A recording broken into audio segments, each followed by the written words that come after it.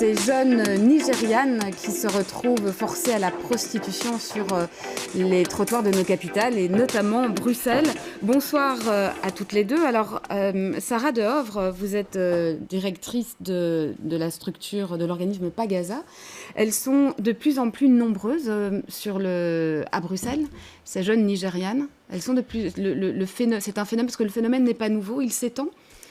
Le phénomène n'est pas nouveau en effet, mais il est vrai qu'on en accueille de plus en plus dans notre structure. En 2017, par exemple, on en a accueilli 10, alors qu'en 2016, on en était à 6, et avant ça, on en avait 1 ou 2 par an. Donc il y a une nette augmentation. Ouais, il y a une nette augmentation qui est due, Katia Fournet, on en connaît l'origine de cette augmentation, ou en tout cas, ça pouvait être prévisible.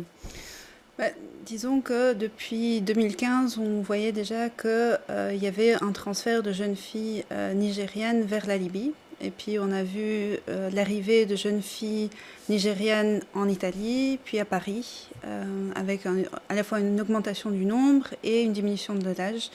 Et donc ça ne nous étonne certainement pas qu'on voit ce phénomène actuellement à Bruxelles. Oui, diminution de l'âge, vous le disiez, vous qui coordonnez la plateforme Mineurs en Exil, on voit même des mineurs, des filles très très jeunes. Oui, c'est une partie du défi, c'est à la fois c'est des jeunes filles jeunes, mais qui souvent se prétendent majeures. Et donc on voit que déjà c'est un premier défi au niveau de l'enclenchement d'une prise en charge et d'une sécurisation de ces jeunes filles. C'est ça, et elles se prétendent majeures pensant se protéger ou parce qu'on leur a conseillé de se prétendre majeurs? C'est quelque part un conseil donné par justement ceux qui gèrent le réseau pour rester hors radar de justement les services de police ou les services de protection. Alors justement, comment est-ce qu'elles arrivent ici, ces jeunes filles? Alors ça commence déjà dans le pays d'origine, donc souvent c'est une maman qui contacte des parents, souvent relativement pauvres. D'abord c'était les villes, maintenant c'est plutôt des jeunes filles qui viennent du milieu rural, où on scelle un contrat avec les parents, souvent leur proposant une meilleure vie pour leur enfant, des études, un travail potentiel. Et à ce moment-là, le contrat est scellé de 1 avec une dette substantielle à rembourser qui peut aller de 30 000 à 70 000 euros, et de 2, un rituel vaudou qui va quelque part donner cette emprise émotionnelle et spirituelle de se dire que si elles ne remboursent pas la dette, elles vont causer la mort ou les dégâts sur leur famille, et donc c'est quelque chose qui accroît l'emprise autre que financière et de la violence physique. Mais psychologique. Psychologique, justement, sur ces jeunes filles. Ouais, et qui les maintient. Sarah Dehovre, à Pagasa, donc vous le disiez tout à l'heure, vous en voyez de plus en plus arriver jusque chez vous. Vous êtes un service de deuxième ligne, donc ce sont des femmes qui ont déjà été reconnues comme victimes de la traite des êtres humains. Qu'est-ce qu'elles vous évoquent dans leurs témoignages? Qu'est-ce qu'elles vous racontent de leur parcours? En fait, elles arrivent chez nous souvent après un contrôle policier sur place ou une action policière dans les quartiers chauds, disons.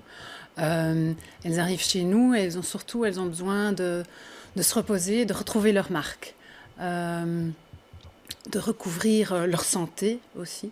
Et puis, la première chose qu'on fait à Pagasa, c'est de reconstruire leur confiance en elles-mêmes, mais aussi leur confiance en autrui. Parce qu'elles ont fait confiance à beaucoup de personnes, dont leur maman, dont leurs parents, dont les passeurs, sur toute leur route du Nigeria jusqu'en Libye, et puis l'Italie et le reste. Mais cette confiance a été vraiment bafouée, et donc c'est un travail très important et très lent, qui prend du temps, c'est de reconstruire cette confiance. Parce qu'une fois qu'on a cette confiance, on peut leur expliquer que c'est important donc de porter plainte auprès de la police, de donner des informations, parce que de cette façon-là, en fait, la police et la justice va pouvoir arrêter les réseaux, démanteler les réseaux criminels, et de cette façon-là, en fait, prévenir que d'autres femmes deviennent victimes. Alors, avant de parler justement de la manière dont se fait cette prise en charge et comment on y arrive et quelle est la procédure policière et judiciaire pour y arriver, sur ce qu'elles vivent, elles, ici, quand elles sont sur les trottoirs ou dans les vitrines de Scarbeck ou de Saint-Josse, c'est vraiment une situation quasiment qui confine à l'esclavage, Katia Fournier, avec aussi des brutalités et des violences physiques. Je pense qu'il y a une violence intériorisée et puis dans certains cas il y a une violence bien extérieure, pas forcément exercée par les mamans mais par des hommes, les frères, les oncles qui tournent autour et puis il y a cette pression de devoir rembourser et donc il y a plusieurs mécanismes de violence qui voilà, les mettent sous pression, les rendent extrêmement peureuses et surtout ça fait poser la question, qu'est-ce que nous on peut proposer pour sécuriser ces jeunes filles voilà, le plus rapidement possible. Justement, donc par rapport à ça, vous estimez, Katia Fournier, que la procédure telle qu'elle existe actuellement n'est pas tout à fait adéquate, n'est pas adaptée à ces situations-là? Alors effectivement, tout ce qui est police-justice a besoin d'informations pour pouvoir s'attaquer au réseau. Mais actuellement, on pose cette condition de collaboration, de pouvoir apporter des éléments qui peuvent vraiment contribuer à la poursuite judiciaire de certaines personnes dans ce trafic, fait que, et on conditionnalise quelque part la protection et surtout la sécurisation d'un titre de séjour à cette collaboration et au fait qu'on puisse aboutir. Et donc, il y a des jeunes filles qui n'ont pas d'informations, qui ne savent pas qui régit.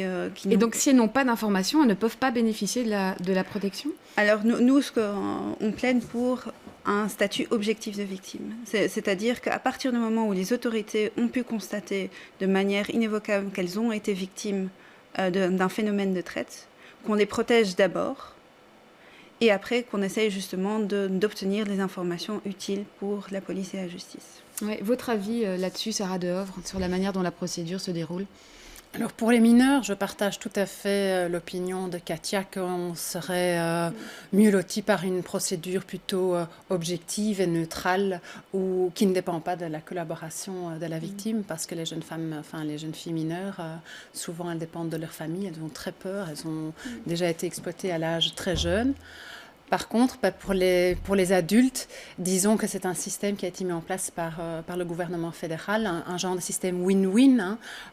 Disons qu'en échange de l'information que les femmes donnent, grâce à ça, les autorités peuvent justement combattre les réseaux. Ouais, mais encore faut-il qu'elles aient de l'information à donner, qu'elles puissent la donner, qu'elles soient en mesure psychologiquement de le faire également, parce qu'elles doivent aussi... Il suffit qu'elles donnent en fait de l'information. Soit elles portent plainte, soit elles donnent de l'information. Mais elles doivent porter plainte. Il faut aussi qu'elles portent plainte. Non, porter plainte ou donner des informations utiles pour la police ou la justice. Donc ça, il faut qu'à ce moment-là, la police ait fait une opération de police alors pour... Non, pas nécessairement, parce que de temps en temps, elles arrivent chez nous parce qu'un client nous a appelés et qui sont inquiets pour cette jeune femme. Alors elle arrive chez nous et alors on lui parle, on lui explique ce qu'on peut faire. Et à ce moment-là, elle reste quelques jours chez nous dans notre maison d'accueil, par exemple. Puis on lui parle et on lui dit que pour pouvoir bénéficier de toute l'assistance et de documents de séjour, il faudrait qu'elle porte plainte ou du moins qu'elle donne des informations importantes ou nécessaires pour la police. Et une fois qu'elles sont prises en charge par vos services, alors là, petit à petit, vous pouvez les... Est-ce que vous avez une idée de la proportion entre les femmes qui finalement arrivent chez vous et puis celles qui restent sans protection et qui restent victimes de ces réseaux? Nous, on en a accueilli 10 en 2017.